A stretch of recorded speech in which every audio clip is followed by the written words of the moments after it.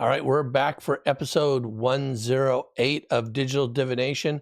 Let us begin with our traditional the traditional disclaimer.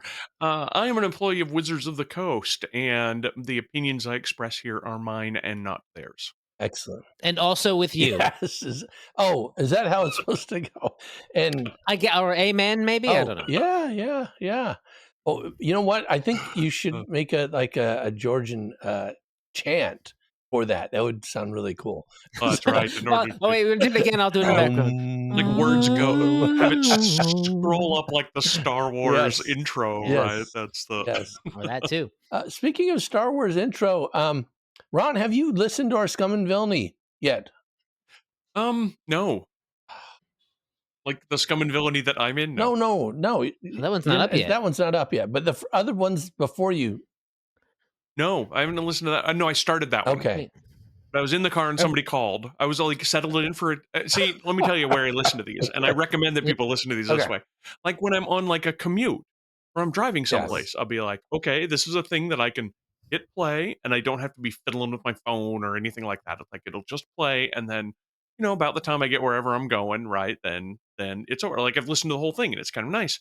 But I started, and then somebody called. I think somebody in my family called because they needed something, and then I had to turn around and go back for something. Anyway, so I got interrupted and never back to it. But you started it. And then I was actually a little bit sick, so I haven't been going into the office quite as much. So less commuting. Did you get the start of it though? The intro. Yes. Yeah. I got just as far as the intro. How do you like the music? I mean, it seemed to be pretty engaging. I liked it. And Jason, this is the music that you like. It's the music that you pay for. It's my new music. You hadn't listened to it yet. And then I asked Jason about it when we were recording our latest episode of Scum and Villainy. So I was kind of curious what your thoughts of it, because I was trying to evoke a very kind of specific theme, which Jason got right off the bat. So, very Firefly kind of, a little bit of Western, but a little more modern than that is kind of, anyway. A little sort of space Western-y kind of. There is, one thing that I've heard, because I've been listening to some other podcasts. I don't know if I mentioned this. We don't do on our podcasts very many or ever previously ons. And I feel like a lot of people do previously ons, but then every time I hear it, I think this sounds like a lot of work. Yeah. Because it's not just somebody saying, previously, here's the things you need to know. It's actually they're cutting some, dialogue or whatever from earlier. And then I'm like, this seems like a lot of You effort. can do that if you're planning to do that. When you edit, what you do is, I've come to a really cool sounding thing where somebody says a really weird thing, right? A little snippet. And then you just kind of copy that and dump it over to, next time I'm going to use this.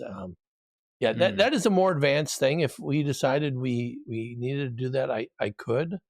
I just haven't got around to it.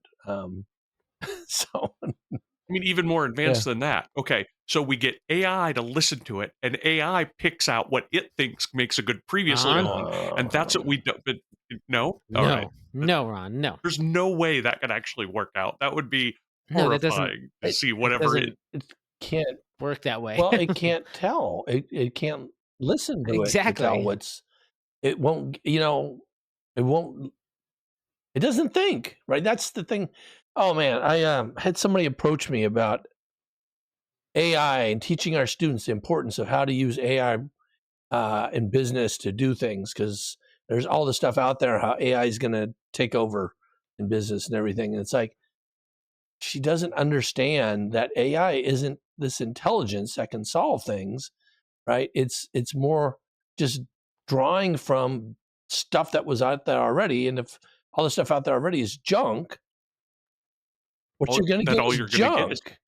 But even if the stuff out there is great, a lot of it will only give you junk because it doesn't know what great is. Right. And what I think would probably happen, let me make my guess, if we did here's the AI intro.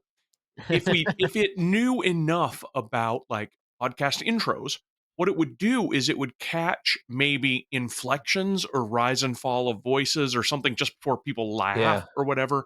And then it'll just kind of randomly grab those and then put them together in a way that it thinks matches the same sort of dialogue rise and fall or the things that people are laughing about, Yeah.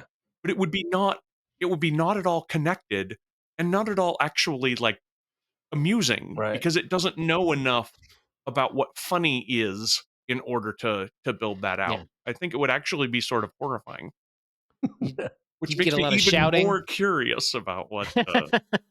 Well, that reminds me. I remember reading about a Kickstarter campaign or something on social media where basically an AI-driven GM, basically, right? So there's a company trying to do this where you don't, one of the big issues that players have for groups is nobody seems, I don't know where they find these groups, but they have groups that people don't actually want to GM.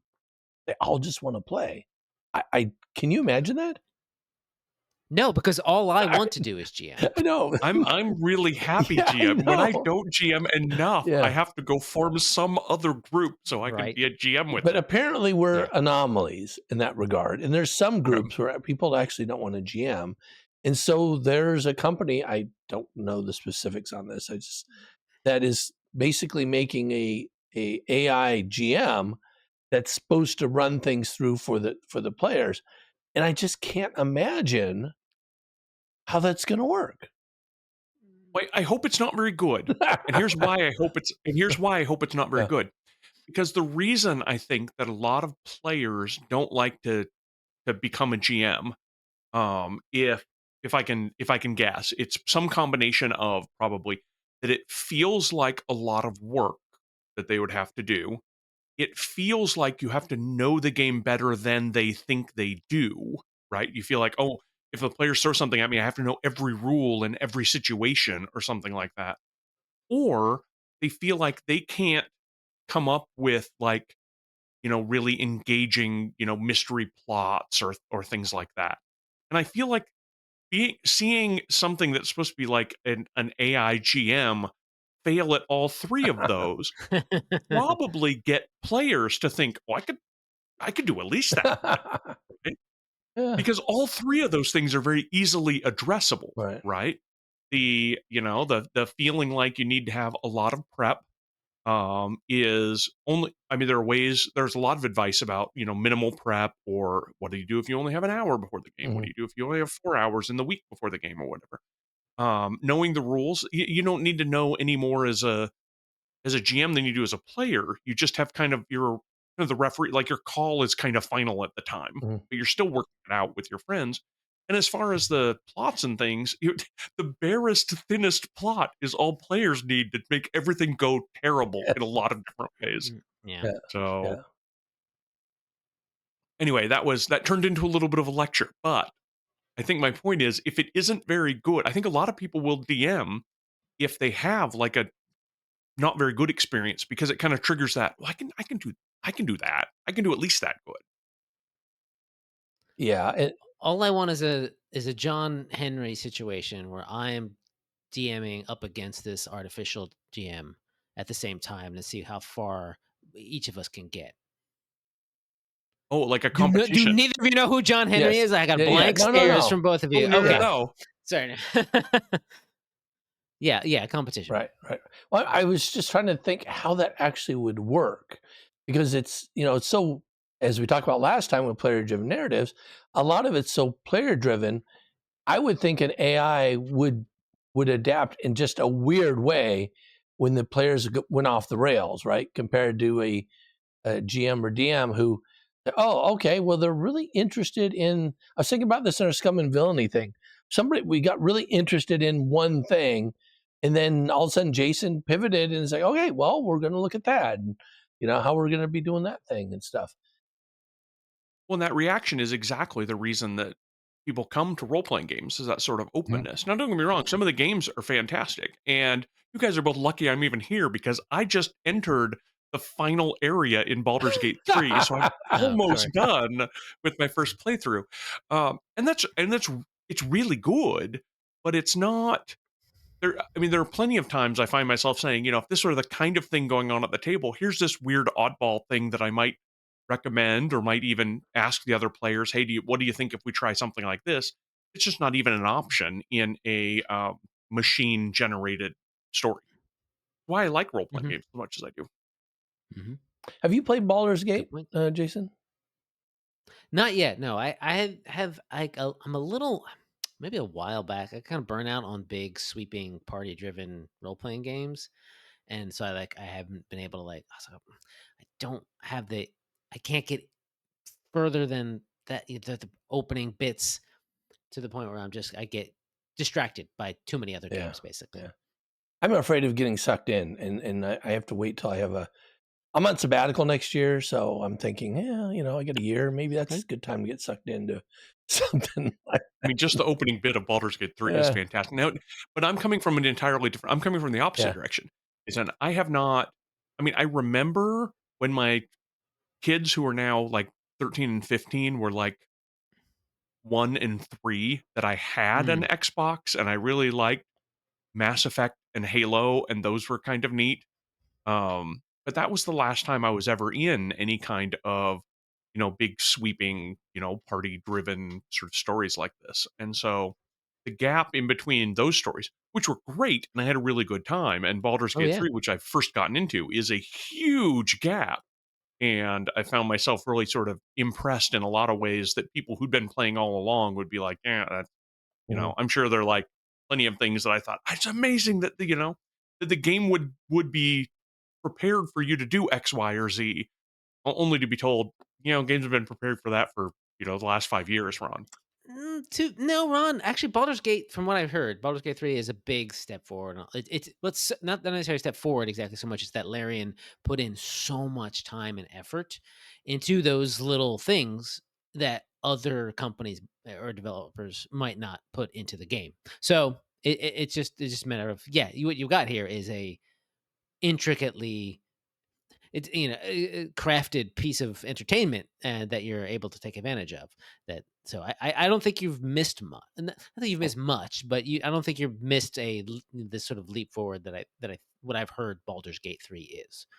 Oh, then I came in at the right exact right Yeah, time. Then maybe. Now it's yeah, you interesting did. that Ron is doing this at behest of his company, so his opinions about Baldur's Gate 3 are his own, but his company is kind of That's right. past Had him. the coordination with Larian Yeah. Studios, right? This is it makes me better at my job to know what people who think Dungeons and Dragons plays like in Baldur's Mhm. Gate 3 plays like. And there's a number of things that I see happen in the game and I'm like, wait, that can't possibly be a rule in our game because all these other sort of things would come off of it and it would not be best for the game necessarily. Works great within the confines of the Baldur's Gate 3 game. But there's a lot of sort of narrative elements that are the kind of things that we wouldn't necessarily adopt when we were doing products, but I mean some narrative elements that we would, and so it's really interesting to see from that perspective. Does that mean we might see some design work based around some of these narrative elements from Baldur's Well, Gate 3? this has been kind of interesting. I have not yet, for example, I have not yet played a monk in Baldur's Gate 3, but somebody was telling me that they did monks differently Hmm. than they are in the 2014 Player's Handbook. Mhm. Well, we also did monks very differently in the 2024 Player's Handbook. You can see in the Unearthed Arcanas that we've come out with that we've Right. revised monks to make them sort of a lot more, approachable, and we think that people are going to like them a whole lot better. But I'd bet you dollars to donuts we did it in a different way that Larian did in Baldur's Gate 3, which makes me super curious now once I finish up and then I restart, because I inevitably will, right? Let me see what they did with monks. Let me see what they did with rangers and things that they did differently there. I do think that there is maybe a little bit of a risk in the kind of, maybe I don't want to say necessarily binary thinking unless I'm doing it as a pun, right? For people who've played Baldur's Gate 3 to think maybe that's all D&D is, Right. when in fact the game is actually, as we were just talking about, a whole lot more improv Yeah. and a whole lot more possibility and potential than that. Mhm. Um, I think that there's it's a really good starting place for a sort of tabletop role playing game. with just all the bells and whistles as far as, Mm-hmm. options about what you can do in the story, and it's beautiful to look at and kind of amazing. I never played Baldur's Gate 1 or Baldur's Gate 2, and so there's some Easter egg things going on where people are like, "Oh, this is a character from one Right, of those right, early right. games." Like, I'm aware who that character is, but I have no experience with them otherwise because I didn't play Yeah. those. I don't know that there's a good comp for Starfinder. I mean, Starfield came out, and that doesn't seem super Starfinder like to me for a video game. It's very much science fiction more than science fantasy. Yeah, hard science. Yeah, more hard science. I would play The Outer Worlds.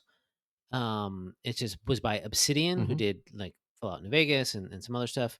That felt Starfinder-ish to me because it didn't have any it didn't have the magic stuff or right. the other alien species in it, but it had a little more of it had some ludicrous guns. First, it had like a shrinking Yeah. Which gun can and be a awesome. freeze ray gun. It was just more of oh yeah, that's more fun, more Yeah. elemental sort of guns and other weird things you could do with that. So it had a little super science involved in there, and it had a really good, some tongue in cheek stuff about capitalism that I thought was enjoyable. What about the Star Wars games? Yeah, it depends on which kind of a game you want. The Jedi Survivor, Right. Jedi Fallen Order games are, because they're more like Dark Souls-y. So that's just sort of being a Jedi. You're gonna go way back to the old Knights of the Old Republic games. That's what I was thinking. What about Knights of the Old Republic? I played that way back in the day, and that was phenomenal. That's a little bit more. You get a party, and it's very much like exactly what we were talking about. Yeah. The one that's coming out later this year which I thought was funny because it got sort of the trailer drop. One of the trailer drop for it when we were just about starting Scum and Villainy, because it's about being an outlaw in the sort of post or somewhere in the Empire day, or somewhere in the original trilogy days, and going around it and ticking off crime. What is this? Is this the Star Wars Outlaws? Yeah, Star Wars Outlaws. Yeah. Okay. Looks interesting. Yeah, literally, like right when we were starting to record our first episode of Scum and Villainy, that dropped that day, the same day I think it was. Yeah. So wow. So Jason, I think, sent the clip around, and I think Mark or somebody said, "Oh wait, is this what we're playing?" And then, no. I mean, a little bit. I mean, that would be awesome, except it would require time travel. Yeah, so it's kind of interesting. So when we look at these games, right, there is some sort of programming in that kind of mimics what an AI GM or DM would do, but it's based more on if-then logic. In Baldur's Gate 3, that says there's a whole lot of ifs that you can go through. Yeah, that's right. That's right.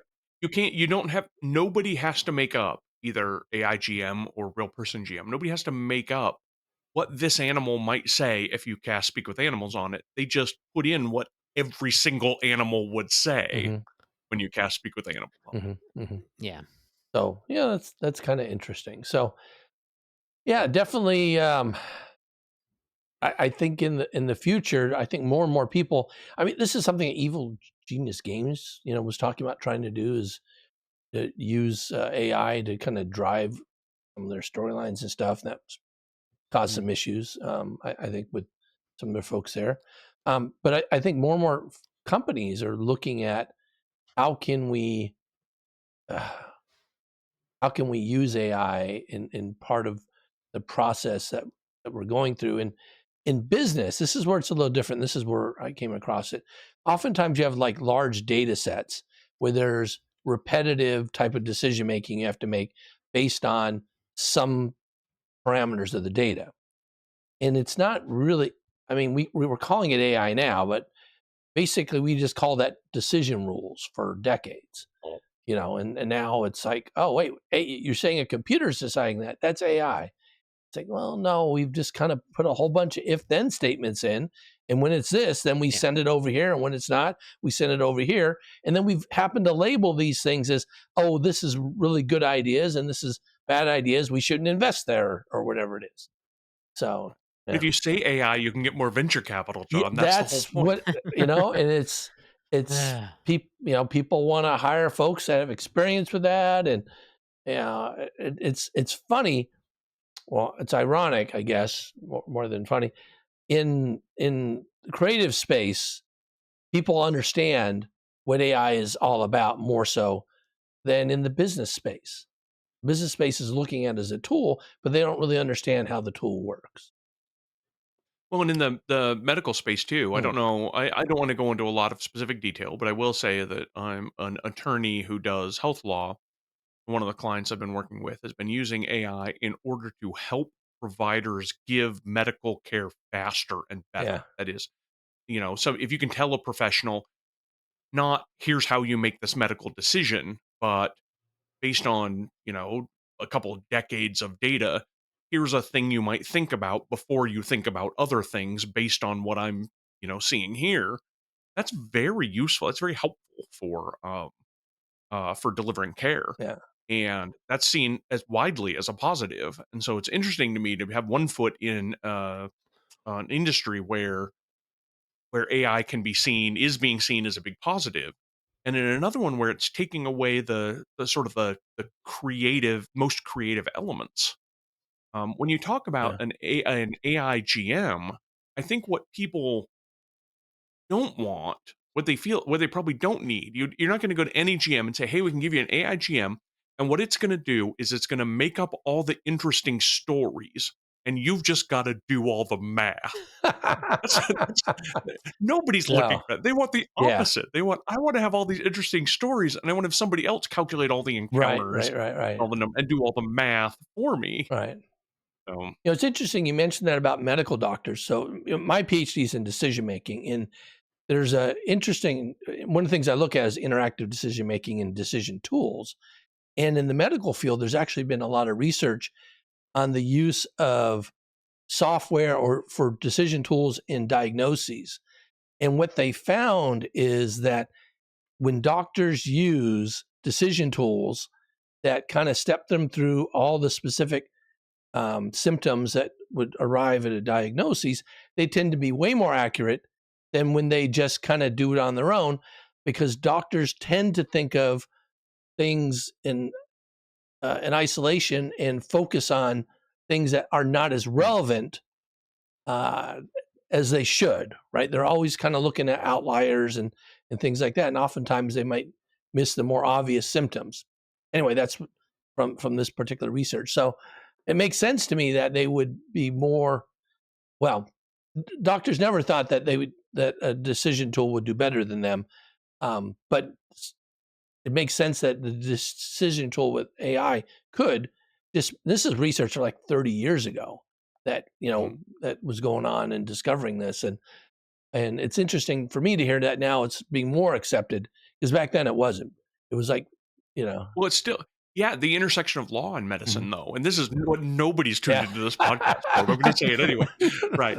The intersection of law, like there are legal obligations under being a provider, right? The practice of medicine must be done by a person, not a machine, and so in a lot of ways, the physicians, I can see why they'd be reluctant, because their licensure is depending upon the decisions they make.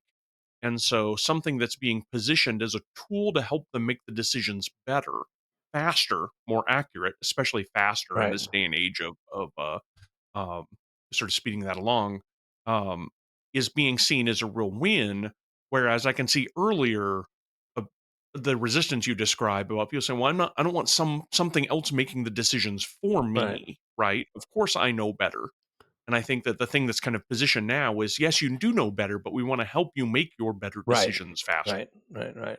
Uh, Interesting. so there we go. There's our law and medicine detour through AI. There is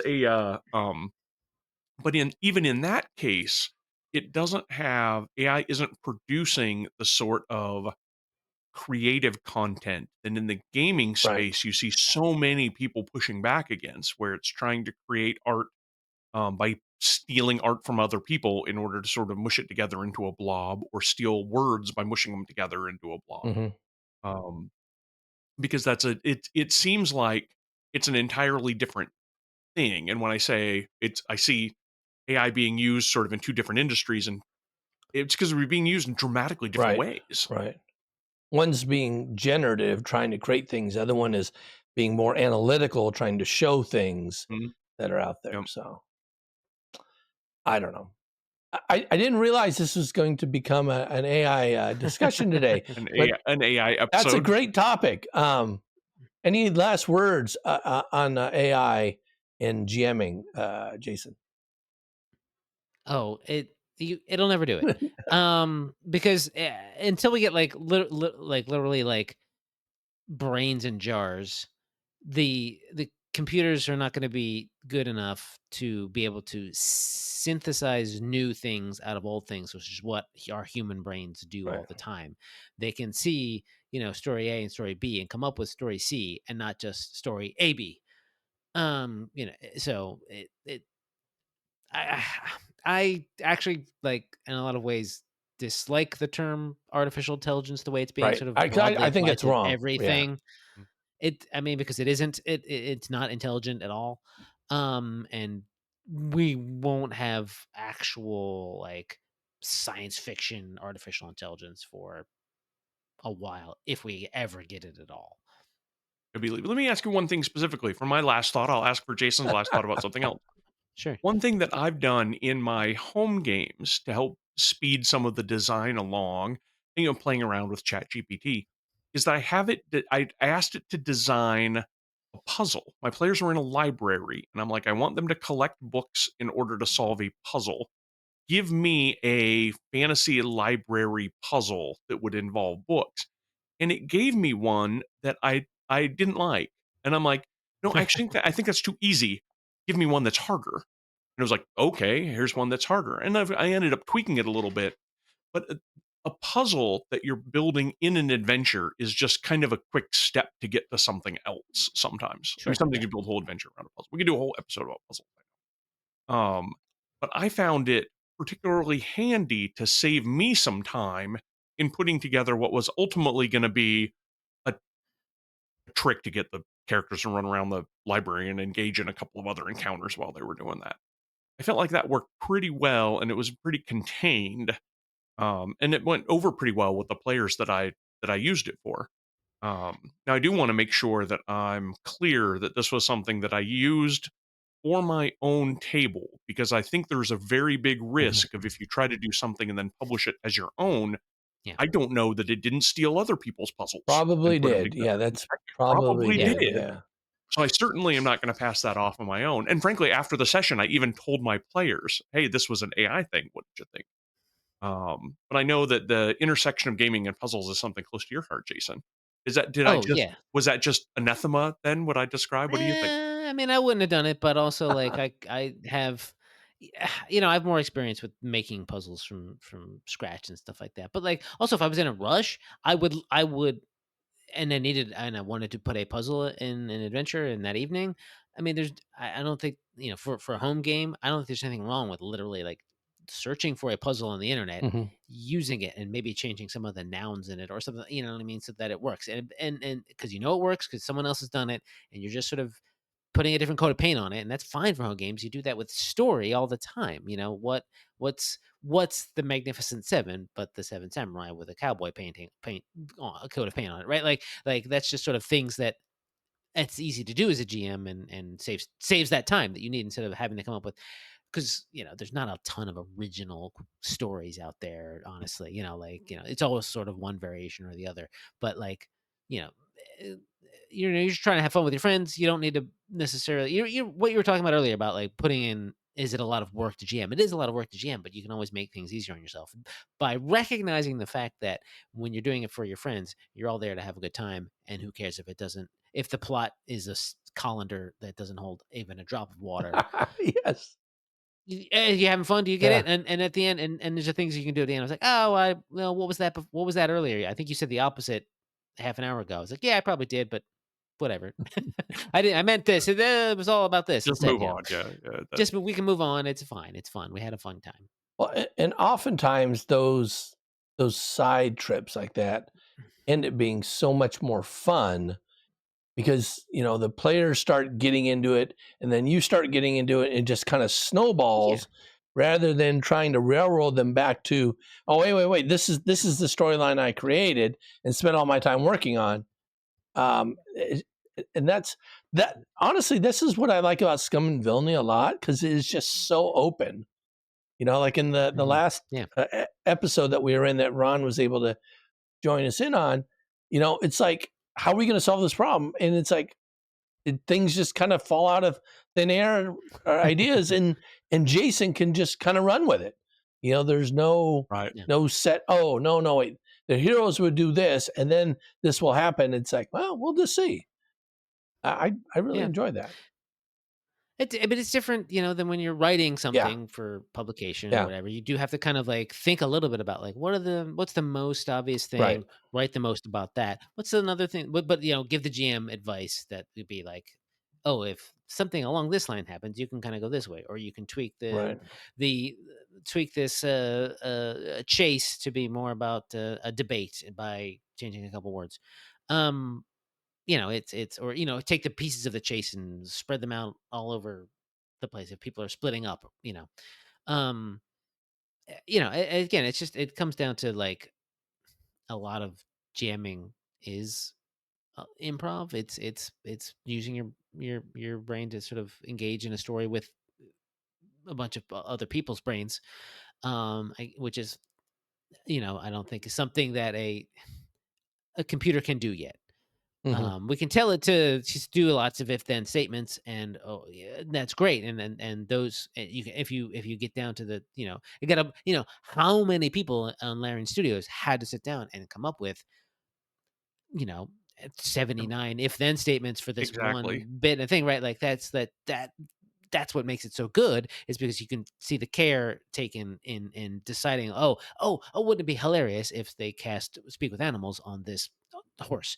Oh, what would the horse say? Oh, let's throw a couple lines in there. Oh, we get that, record that voice. And what if 1% of the people do that?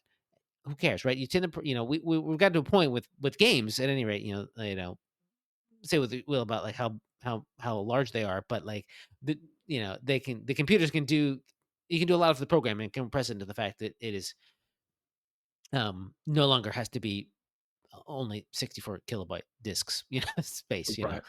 Yeah. Well, speaking of that, this is going to be a question that I don't know if either of you will have this experience. Did either of you play Zork? I was just about to talk about interactive fiction, because that is a big passion of mine, and I had all of those games, and I have written, attempted to write a few of those things, and that is it becomes it's difficult to try to think of like different verbs and what then program what they mean and that kind of stuff. That's the one where you keep getting lost and eaten by a grue. Is that?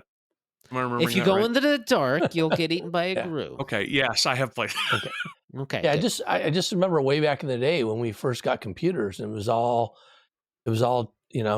text driven, and it very simple, right? Very simple choices that you could make, and if you did something random, right, then you went into the dark and got eaten. So. Yeah. Or you'd have what you type in was read by a parser, right? It would parse the language that you wrote, and if it didn't understand it, it would just say, "I don't know what you're talking about." Hey, have you guys seen or heard of a game called Parsley? I have, yeah. I have not. Now It's phenomenal. It's like those old text-based games, but around a gaming table, where somebody gets to be as sort of unapproachably irrational as some of those games are, while the rest of the players are shouting out like, "Go west, go west, pick up flour." There is no flour here. Oh, we have to go north again. Go north and then go west. I don't understand that. Go north. You have gone north. Go west. There is a flower here.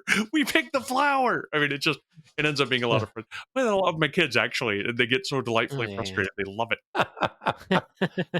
Do you play that? And from what I've seen people play it, you do one command per person. You go around in a circle, right? You do go around, and that way, if somebody, just doing it around a campfire is just as easy, right? Because you just kind of go around in the circle. We've done that out camping. We've done it around our gaming table. It's give everybody a thing. But then you end up invariably with the players who screw something up, and they want the next person to, no, here's what you need to say. And the person after them is like, no, here's what. Anyway, it ends up being a sort of a much more cross chatter than even the cross chatter of a normal gaming table has by the time you're done. So one person has to remember what the whole thing is, though, then, right? Well, they have a pamphlet. Oh, You've got a okay. book. Got it. Yeah, you've got a book Yeah, that you've tells got you a what little book. everything That is. makes it a little bit And the easier. book has the map Yeah. of knowing where everything is. And but yeah, there's the book that I have is something like 13 or 15 different, Action Castle, Action Castle 2, Action Castle 3. The same way they used to do all those old text-driven things. I programmed some of those, actually. I was in programming initially for a little while. I had a project that was like trying to investigate an old, pyramid ruins, kind of vaguely Indiana Jonesy one, but it was all text-based. Yeah, the greatest graphics are your imagination, is I think what their taglines were. Yeah. Now, when you all first started playing role-playing games, did you ever have like a mapper? Like you would have graph paper? And so the GM is kind of describing where you're going. GM's not showing you a map. They're just describing it. And then you had to like draw the map as you're moving along to get it on graph paper. I don't think I would ever played a game that was that detailed, that focused on mapping. I know, that's something our party always did. When we first started. We did. It was, and there was a real skill to demonstrated incompetence there. And let me go, the old trope of, oh, honey, I just couldn't figure out the washing machine. I'm sorry. Let me just do it for you then, or whatever. Yeah. It was the same kind of thing with mapping. It was like, okay, well, there's a corridor. It looks like it goes 20 feet and it opens up into a room that's 30 feet square with a door in the middle of the north wall. Like this? No, it's not like that. Like this. Here, let me just do it for you. Oh. So we would end up having the TM would be doing most of the mapping just because we were all terrible at it and no incentive to get better. We always so my DM back in the day was Rob Helm, and he always made very detailed maps and stuff and things like that. And then we had a couple people, and I think it was my stepbrother Sean, who just loved mapping it. And at the end, it was always fun to kind of compare what they end up looking like. I just thinking back in the day, text-driven thing, without all the props that we have now, I mean, I would 100% be making maps in my, playing like Ultima or Might and Magic, whatever, just on a graph paper. Yeah, all, of course, you have to do that to know where the heck you were. But or in old text adventures, the box and line method is a classic. When you're playing, like you have a piece of paper to draw kind of where you're going and try to figure it out. Yeah. And then you get those mazes where if you go north from one room, but you have to go west to go back to the same room. Nonsense. Frustrating nonsense. Right. Well, I think this is an interesting segue into AI and. Well, to sort of tie it all up, I can't remember what it's called, but there is basically an AI-driven text adventure where you could literally type anything you want, and it would be like, okay, here we go. I don't know where it's pulling all of the stuff from, but and it was sort of big back in the day, but it would be like, oh, it started, and so like, oh, you're a thing, and they go type there's an ogre here, and then you could type like, dance the merengue with the ogre. So you dance with the ogre, and then it would it would always go. It's just bonkers. I think it might be called Endless Dungeon or something like that. But ooh, you just lit up. No, that's not called that. I know. I opened up a window. It's not Endless Dungeon. That's an actual video game, but there's some you can look it up. I'm sure, but that sort of ties everything back in. But sort of does the thing that it doesn't. But it doesn't it's nonsense. It becomes nonsensical, like the thing you were sort of mentioning, Ron, earlier. Is like, which what would happen? It would be this. That's it would lesson, just be like, I think, is that it becomes ultimately nonsense. Yeah. Okay. All right. Well, until next time, I'm John. And I'm Ron. And I'm Jason. And this has been Digital Divination.